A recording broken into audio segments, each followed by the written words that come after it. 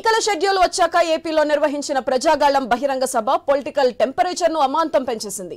ఈ సభకు ప్రధాని నరేంద్ర మోదీ రావడమే దీనికి కారణం. బీజేపీ, టీడీపీ, జనసేన మళ్లీ కలిసి కూటమిగా ఏర్పడిన తర్వాత నిర్వహించిన సభ కావడంతో అందరి చూపు ఈ సభపైనే పడింది. చిలకలూరిపేటలో నిర్వహించిన ఈ సభకు భారీగా జనాన్ని సమీకరించారు. వేదికపై ప్రధాని మోదీకి పక్కనే కూర్చున్నారు చంద్రబాబు. ఇద్దరు నవ్వుతూ మాట్లాడుకోవడం కనిపించింది. మోదీకి మరోవైపు ఏపీ బీజేపీ అధ్యక్షురాలు దగ్గుబాటి పురంధేశ్వరి కూర్చున్నారు. పవన్ కళ్యాణ్ కుర్చీ మాత్రం చంద్రబాబు సీటుకు తర్వాత ఉంది. దాదాపు 10 ఏళ్ల తర్వాత మోదీ, చంద్రబాబు, పవన్ కళ్యాణ్ ఒకే వేదికపై కనిపించారు. ఏపీలో ఎన్నికల ప్రచార శంఖారావం పూరించారు.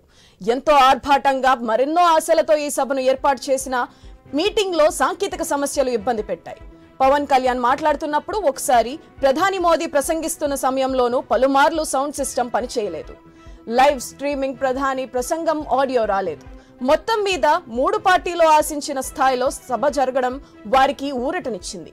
జగన్ పై నేరుగానే గురిపెట్టారు మోదీ.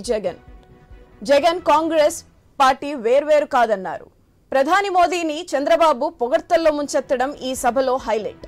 అలాగే మోదీపై ఏపీ ప్రజలు ఎన్నో ఆశలు పెట్టుకున్నారని పవన్ కళ్యాణ్ తెలిపారు.